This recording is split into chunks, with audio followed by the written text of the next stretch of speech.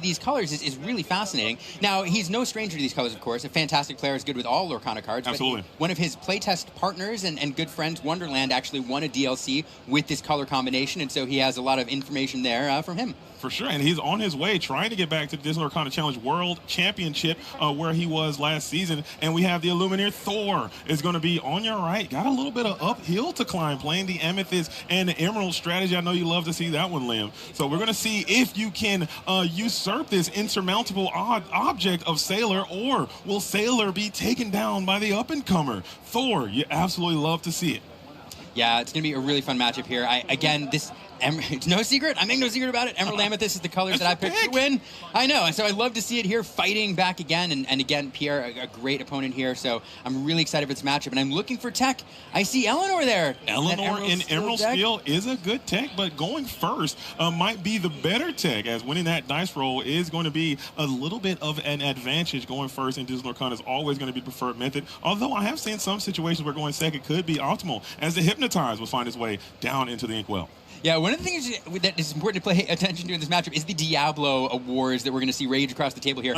Back in the day, it was always Diablo on Diablo and people trying to figure out how to challenge, you know, and in this instance, we don't see that a lot in Infinity because the Diablos haven't been played a whole ton, and so generally Diablos are unanswered by the Diablos. So now we're going to see these two color combinations kind of bring that into play. Maleficent Spy coming in here, allowing Thor to see Pierre's hand and getting an indication of what we're likely to see in the next few turns. It was really funny because you said Diablo, and Thor inked the Diablo Obedient Raven and played a Diablo Maleficent Spy, as we got to get a counter, keep the counter going of all the Diablos you see. But we saw a little sneak peek of Sailor's hand, and was that a Kita Royal Warrior in hand, the 2-cost inkable 2/3 bodyguard in the deck? So maybe a little bit of tech coming in from the Canadian Illuminator, who's trying to get his way back to the Disney Lorcana Challenge World Championship. He is already qualified to the Disney Lorcana North American Championship, so bypass that, go right to Worlds. You love to see it. And here he comes now with that Deceiver, a great turn 2 play here. Most Emerald decks run it. It's one of the reasons you play Emerald, taking a look at the hand, trying to figure out what is going on. Taking a read of that Helga there, another interesting tech card. We'll talk about her in a second because we'll resolve the rest of Ursula's ability here. She will get to pick a song card out of Thor's hand to discard. It's the Friends or the Bibbidi, and we are going to discard the Friends. Yeah, that Helga Sinclair, I'm trying to figure out what's going on with this strategy that Thor's playing. Because Helga Sinclair is not a card that's typically played in Emerald and Amethyst, but this card coming in from Wilds Unknown, 4 cost 5/4 with the ability Crisis Management. If 2 or more cards were sent to your discard pile, very flavorful from the Atlantis cards from this set, you may pay 2 less to play this character. So if you do shift that Diablo, you can play this character quite early. Yeah, that's exactly what it's in here for. It's that Diablo shift, and then it threatens early aggression from dogs. Diablo shift, of course, you discard an action, and then you'll be able to sing with Diablo, putting another card in your discard pile, which allows you to play that Helga early. It's a really fun tech. Speaking of Diablo, Pierre establishing here full cost, full retail value, not shifting that into play, not having the target.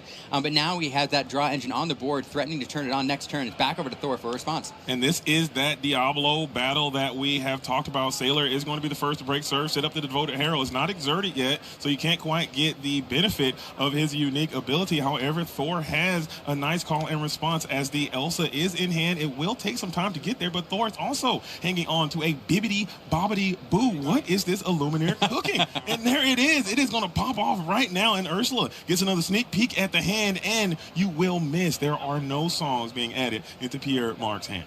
Yeah, and so fun play here. This allows you, there's multiple things you can do with Bibbidi. It's a really fun tech card. But in this, when the card goes back to your hand, it is some TCG stuff. It's considered a hidden zone, and so you can play that same character back to the board for free, allowing you to make use of its enter play ability, and in this instance, also getting a quest out and then protecting it from the return challenge. Oh, wonderful, wonderful explanation. I love that, and it really will kind of catch people by surprise from time to time as the Diablo Devoted Herald is now exerted. We have this Eleanor in play as well, along with the Ursula, and that Kita bodyguard Kita is now making a lot more sense because it comes into play. Exerted works quite nicely with this Eleanor. So Thor takes a quick turn, plays the Dumbo, passes it back to Pierre almost immediately, as you are now in a position where Diablo can sing the storm, rage on potentially, if that's what we want to do. And that shift target looks a little tempting here, but instead we're going to put 2 damage onto that Dumbo and draw a card that will turn on Diablo's ability, drawing a sudden chill off that card. and just continuing to mount. Maybe we can get a Prince John as well to set up a Prince John, Sing, Sudden Chill. 2 cards left in hand for Thor, one being that Chernobog. Chernobog coming in from Whispers in the Well, 5 cost when he's played. If you have a character on the field, you can send it back to the deck, but your opponent will get to play a card from their discard pile. Prince John play it. Great play here. There's that Sing, and this is the 3rd or 4th turn combo that you really like to see from these discard decks. Sometimes you run Chip in the 4 slot as well to get a little bit extra discard, but playing that Prince John, immediately singing. That's a 2-card swing. Punish your opponent by punish your opponent's hand by also drawing a card. I'm not surprised to see Prince John in this deck, and this is. Everything's clicking for Sailor right now. It worked out quite nicely, and you see that. So the Let the Storm Rage on play worked out nicely because you have the Eleanor set up to ping the 1 damage onto the already damaged Dumbo, 9th one in the universe, to get that character banished. Now we have the Chernobog has hit the board. Sailor with the rare and indigenous Reed. This Illuminary is very talented, but he even had to put some eyeballs onto this unnatural force. And again, that Dark Dance ability allows you to shuffle a character into your opponent's deck. And then the downside is your opponent can play a character from their discard for free. But looking at Sailor's discard, nothing in there. And so really important to sequence this card correctly if you're going to do challenging, if you're going to play Chernobog. Make sure that you keep the options out of your opponent's discard pile. So in this instance, just that Diablo is being sent away. Pierre will get nothing in return. Yeah, that's a pretty nice card, and it also seems like it will pair nicely with that Bibbidi Bobbidi Boo, as Thor coming in with a nice patent pending chin rub, trying to make sure you're not missing any movement. Maybe he's setting up a way to schedule some challenges into this board, but that Kita, keep in mind, she is a princess. She is only a 2-cost, but she does have the keyword of bodyguard, so she is protecting this board quite nicely, and that pairs so well with this Eleanor, because a lot of times you want to send some characters in to maybe challenge that Eleanor. So Pierre seems to be in complete control of this game so far, and Thor is going to need to find some type of resource generation here soon. Well, the board's fairly even. The problem is those 2 draw engines right there, that Prince John that Pierre has set up, and keep in mind Prince John has ward, and so I think that Chernobog would have loved to send that Prince John away. Unfortunately, can't. So it's going to sit back there. And then Eleanor, which also will draw extra cards per turn. Now Pete, games referee coming down here. One of the cards making Steel incredibly palatable in this format. It's really in here to protect yourself against certain matchups. Right. Steel Song is one, and it can also protect against rare Be Prepared, but not super impactful in this matchup, except Thor is running some weird, sneaky cards like that Bibbidi. And as you pointed out, you can Bibbidi that Chernobog and immediately banish something. So it's fun to see Pierre play that here. Not surprised to see it, and that is going to shut down everything, or all actions on Thor's turn here. Oh, for sure. And Pete also representing that 3/3 stat line. It's no slouch, man. You can really take out a lot of characters that Thor could potentially play and potentially finish off this Chernobog in a trade if that is what you wanted to do. Thor now low resource. We are going to top deck the Elsa, which is not quite nice to engage with that Diablo the Devoted Herald slightly above your screen, but he is there, I assure you. And now Elsa, still, you cannot engage with the Devoted Herald until you remove this bodyguard. So I was talking about this Kita, and now it looks like she's carrying full weight in this unique strategy. You love to see it. Sailor picking up the hand shuffle. Yeah, it's a great point. Kita, kind of an innocuous card, a 2/3 bodyguard, little, tiny, but forcing your opponent to, in this case, I mean, we're seeing exactly why it's in here, as you pointed out, protecting that Diablo, and now Pierre is going to get an extra card off of it after it activates this turn. So really fun tech there. I didn't get a look at Thor's hand to see if that Pete impacted his lines at all, if he did have any actions he wanted to play. But one of the reasons you do play Amethyst, though, as we're seeing here, is that the Amethyst does have one of the strongest mid-game cores in all of Disney Lorcana, with the Dumbo, with the Elsa, with the Bells if you're playing them, Genies. There's all sorts of things you can do, and it's one of the reasons you're always tempted to play it, and we're seeing the power of those cards here. On the other side, though, the Diablo Stone Servant coming in. Big Diablos. The Diablos are raging, and now Amethyst, or excuse me, Emerald and Steel have access to multiple Diablos now as the questing has begun. And Thor, I believe, Liam, is rubbing hands together. I think we are bare in terms of advantage, and you have nothing. You're coming off the top of the deck, and you need something good here. It's not that. No, and that is, it calls me. I don't know if that's the one you're going to want in this spot. It gives you another card. You can draw one. Yeah, it gives you another card at least. It's not nothing. Oh, Yeah, It Calls Me is a song. One cost, when you play this card, you can send 2 characters from a discard pile back to its owner's deck, and you get to draw a single card. And this also pairs nicely with this Chernobog. So I see, three characters will be able to send back to the deck. And I think this pairs so well with this Chernobog because you will keep that discard pile you keep the discard pile empty, and then you can use his ability a little bit easier. Whew. And that was game. Apparently. that finished quickly. Yeah, Thor just looking for answers, didn't find it. Pierre able to close that out. And those Diablos, let's talk about them real quick. Because as you pointed out, there are shift targets again here in this Emerald Steel build. And one of the reasons that Emerald Amethyst really loved Diablo before is because it has so many nice, convenient shift targets to kind of smooth out that opening if you miss the Emerald one. But getting access to it here. The other thing is, though, for the longest time, the stat line 3/3 on turn 2 has always been very strong. It's always been very good. It protects your board. It can perhaps get a quest out without your opponent being able to answer. If you can find a 3/3 with 2 lore, that's even better. That's one of the reasons why Smee Bumbling Mate was so popular for so long. So a 3/3 with 2 lore on turn 2 is just good, especially if it's inkable. Now, this Diablo only gets that stat line when you have a villain in play. But when you're running the Prince John and you want to play that card on curve, which sometimes you do when you establish a Singer on turn 2 for that sudden chill, all of a sudden that Diablo becomes an incredibly powerful card on curve. And so it's really fun to see Pierre work that in. And I'm interested to see if that's a line that we find here.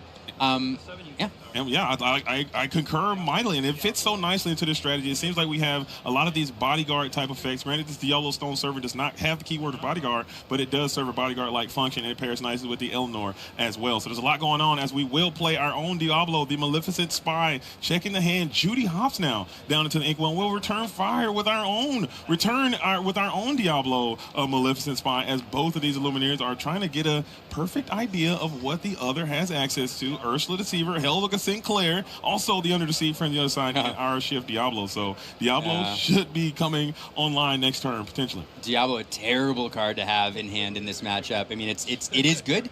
There's a lot of cards that can be banished with it, but that's a brick in the hand for many turns, while Pierre has Deceivers available perhaps in the next few turns. So unhappy to see that there. Both players, though, showing the Diablo shift line. We're going to see that here. Bruno heading into the discard pile. Diablo shifting in.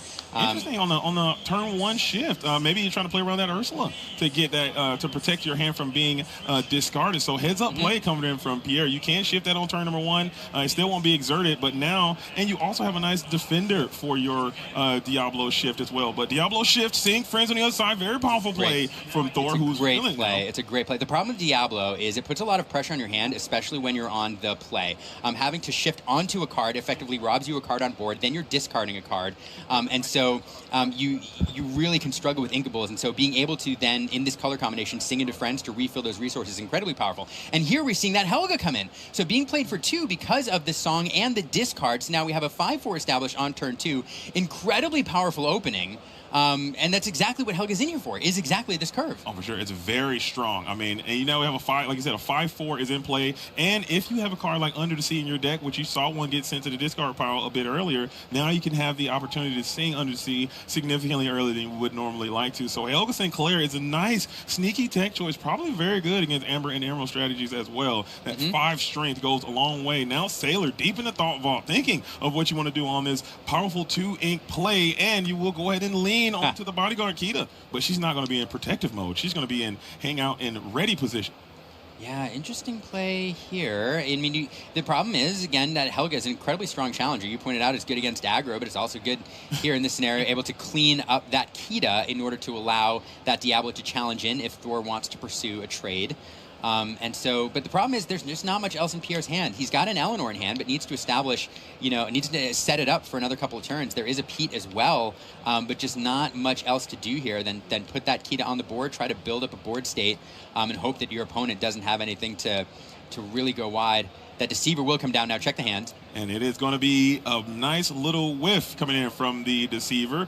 Diablo now find himself to an inkwell, and the questing has begun for Thor, who doesn't mind. I mean, even if your opponent wants to sit back and maybe take a trade with this Diablo, you've already got a nice bit of return on your investment with the Diablo, the Devoted Herald. So having him be exerted and forcing Sailor to potentially go in for a challenge, you don't mind. As a second Kita, we're seeing double vision. Kita hits the board again. Like you said, Liam, take it nice and slow. Just maybe you keep building, and then you can get to your Eleanor in due time. Yeah, and it's another reason that Eleanor, that Thor is offering that Diablo trade, because he knows that if Sailor's hand is under a bit of pressure, that Eleanor is one way to get back into this game, and not only you ping your opponent's characters, but you're drawing cards. Right. And so offering that trade with the Diablo effectively shuts down that Eleanor next turn, and so knows that Pierre is likely to protect it. But unfortunately for Pierre, I mean, with the no challenge and also your Diablo not being exerted, you're not gaining any cards for yourself. So your Diablo is sitting while Thor's Diablo is super active, and you're able to draw a card each turn as you just kind of sit here and wait. Also, Thor has all the tempo because they're continuing to quest as well. So this is I think you get to a point where if I'm Sailor, you got to start making something happen, as Thor is running away. And it's all predicated on that Helga Sinclair that came out very early. It's anchoring this board down together quite nicely and putting a lot of pressure on Sailor to get something done. Yeah, and it's unfortunate. So one of the challenges with Emerald Steel, you ask a lot of players, hey, Emerald Steel is good. It was good in core constructed. Why not run in Infinity? It is a very strong deck, and there's a lot of players that are on it, a lot of very good players that are on it, including one that I drafted in my team. Not going to say names. Oh, we know. I know. You know. But the problem is that it can be, as the players describe it, bricky, and that means that it does oftentimes have opening hands that are just not great, and they require you to really struggle to establish board presence and to get in the game. It has incredibly strong openings, and then it has openings that are a bit challenging. The other problem is that there's a lot of great Emerald cards out there, a lot of great Steel cards. You have Diablo, you have Prince John, you have Eleanor. What do all those cards have in common?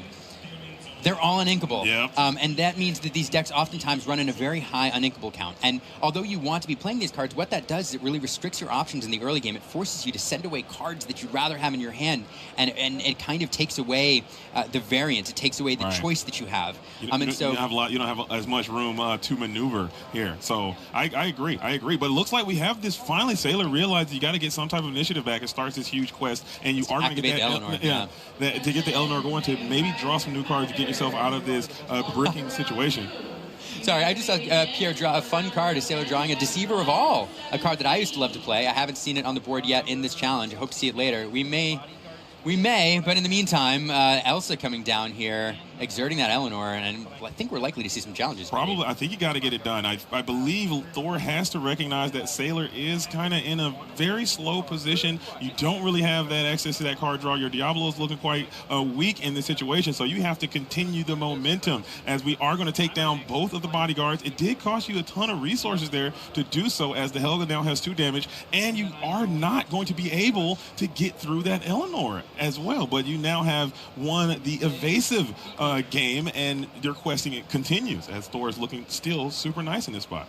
Yeah, and another card, you do get a card off that Rabbit as well. One of the strongest cards in all of Disney Chrono at the time. Still a very strong card. Merlin Rabbit gains a card, or draws you a card when it enters and leaves play. And so on that banish, we'll get a card. We are going to get the hand check again with the Ursula Deceiver. I don't see any songs there, but look at those Elsas. At this point in the game, I mean, they're really rough to see, because you know that most things that you play, are able to be answered by that Elsa and that Helga in Union. Both Elsas for sure. And so if you look at Thor's hand as well, there is a Cheshire Cat in hand as well. So all that damage that is floating around with these Elsas, with the Helga Sinclair and the other Elsas you have in hand, that Cheshire Cat will be able to inexplicably remove this damage from your characters onto Pierre Marc's side, and it's just going to create a lot of trouble for the Canadian Pierre Marc. So hopefully we can figure something out sooner than later, as Thor now has all the energy and momentum. Thor doing everything he can, uphill, climbing,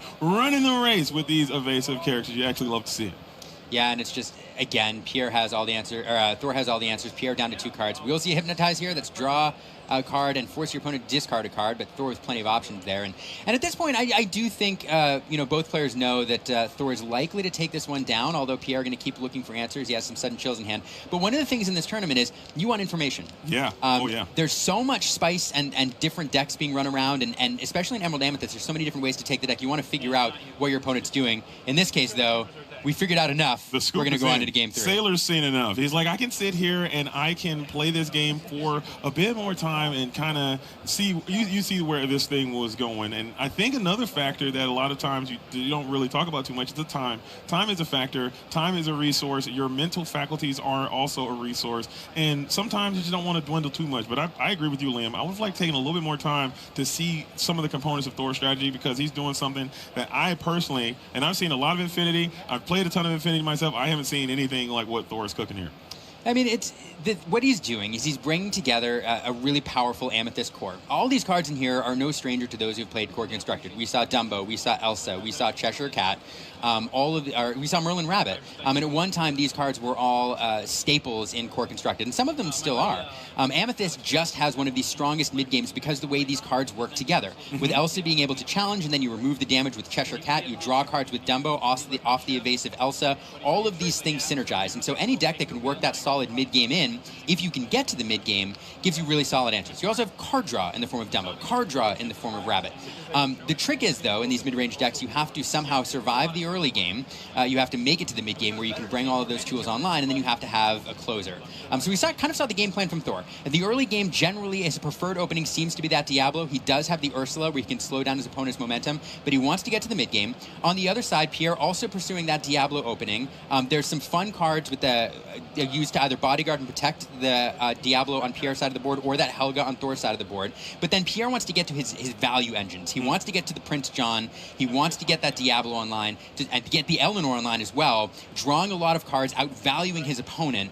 And that's really what the game plan is from these two players. Righteous. But Liam, most importantly, what we got here is a game number 3, in round number 3, and boy, are we spoiled. So if you're out there, make sure you're getting active, and let's do this as the Maleficent Spy is back at it again, checking the hand and staring down the board and seeing what we can do. We see there is that Ursula that you spoke so highly about. We have that strike good match. I'd be interested if we hang on to that strike, or will we put into our inkwell, because you know your opponent sees that is there, and they're more than likely to throw their Ursula into the fray in order to take your song away. So interesting ink choice. It's the Cheshire Cat, inexplicable, down into the inkwell. Yeah, not going to use it for several turns. Protecting some other strong cards. We have the Deceiver, protecting the Elsa there. Keeping that online for later, the Dumbo as well. So yeah, we will see. We do have the shift line available and the strike a good match to shift it. At this point, and anytime you're running against Deceivers, you're tempted to send it away, but no, Thor not going to go with the turn 1 shift like Pierre did. Back over to Pierre here. We'll see if he turns his Diablo Devoted Herald online. And again, he can turn that online and then protect it immediately with that Kita. Yeah, that's a very solid line. I think if I'm Pierre, I might try to go for it, but I see that strike good matches there. I'd be super interested to see if we deploy this Ursula now to take the song while we can, or is it worth protecting? Oh no, he has the strength. That's even better. This is one of the strongest openings in all of Disney Lorcana. It's why people ran this deck. Diablo seeing Let the Storm Rage On is a reason why. That's a reason why we're playing Emerald Steel. It's a very powerful play. And that combination is why the play-draw disparity in the Diablo Wars is so important. It's because you've now taken Thor's Diablo offline, you've set back his momentum, you've given yourself a card, and now we can even answer with a 2-cost to your point. That Striker Good Match is sitting there, and just insult to injury. Here comes that Deceiver, and there it goes. There we go. It does. And now, even if you had it, you wouldn't be able to shift your Diablo in anyway. So if I'm Thor, maybe you were holding that action and hoping that you can get that shift off. But that Inkable song against this Emerald Steel, I would love to see that in Inkwell. And either way, you lose. Well, yeah, it's true. Ink would be nice, but even. You lose it anyway. Even if you shift the Diablo into play and take the rare turn 1 shift, you still lose everything. For sure. To that Diablo. So at least Pierre had to work for it here.